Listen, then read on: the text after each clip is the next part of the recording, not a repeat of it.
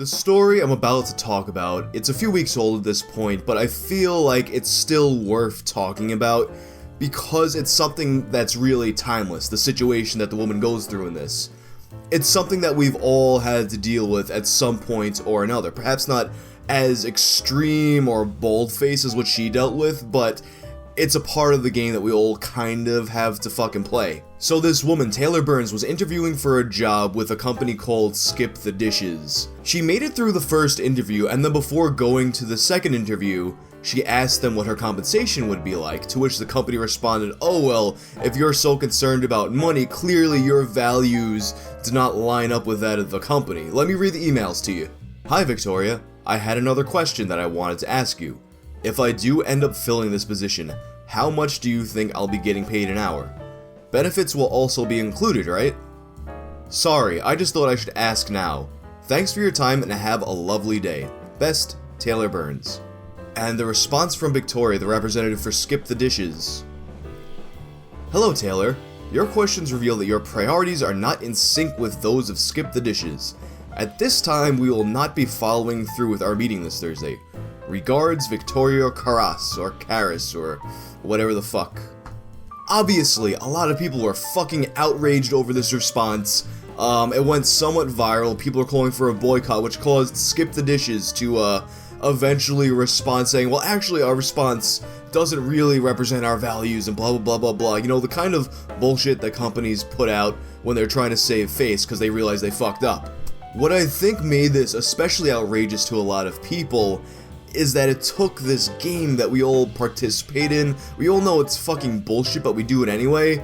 It took that and took it to such another fucking extreme that we're like, you know what, fuck this company. You know, you got all these fucking app companies, it seems like everyone with a fucking app company now, they think they're the fucking next Mark Zuckerberg, and if you want to be blessed with a position to work with them, you've got to just like completely sacrifice your own life to make their vision come true. You know, you're gonna be making bullshit money no matter what, but you know, you gotta believe in the fucking dream, because this company, even though the CEO is gonna wind up being a fucking rich billionaire if this is successful, you ain't gonna get shit.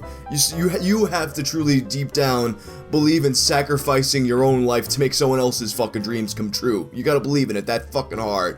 And it's bullshit. We all fucking work because we want to get paid. Even if you find something in an industry you're passionate about, why would you be someone else's bitch for money when you could just kind of pursue your own fucking vision? You wouldn't. You just fucking wouldn't. And it's not even like that with startup companies. It's with any fucking company you apply for. Even like a big corporation. They want you to act like you really fucking believe that your minimum wage bullshit job is gonna somehow enrich you on a spiritual level. Like if you go to fucking apply to Staples and they ask you, "Hey, so why do you want to be a part of the Staples team?" You can't be like, "Oh, I need fucking money." You gotta be like, "Oh, I live for office supplies. I wake up and the first thing I think about is paper and fucking printer ink. When I go to bed, I dream about overpriced, underpowered, shitty laptops." Welcome to the Staples family.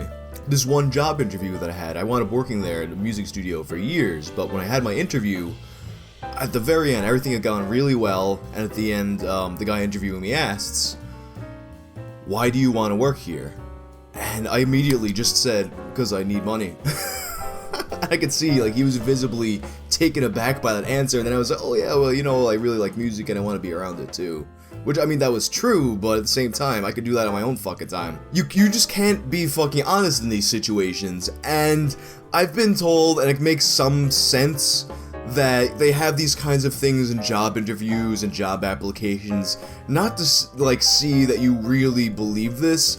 They want to check that you're smart enough to tell them what they want to hear, which I guess that's a useful thing maybe, but it just seems so fucking ass backwards. Like it's almost like some kind of like self-brainwashing, like that idea that if you like fake a smile long enough, you'll actually be fucking happy. And it's not just fucking work. So much of our fucking lives revolve around these little lies that just make the social contract and the social conventions. They all kind of function and live and breathe on these fucking lies. Like someone you haven't heard for fucking years hits you up out of nowhere. You know they want something, But you can't just be like, hey, what do you want? You gotta have, like, a nominal amount of fucking chit-chat before they can fucking turn around and be like, okay, so, yeah, by the way, can you do me a favor? Blah, blah, blah, blah, blah. Like, you need to waste my time in addition to, like, the fucking favor. You know it's bullshit, they know it's bullshit, but yet we allow this to persist.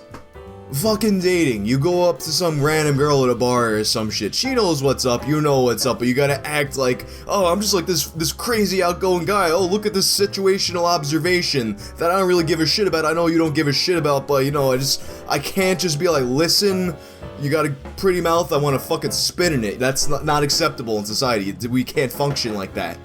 I don't know, maybe we can agree to stop playing this fucking game. You just go full fucking George Costanza with like a touch of fucking autism and just throw the social contract completely out the fucking window. I don't know. Might be a fun experiment. But until next time, everybody get fucked.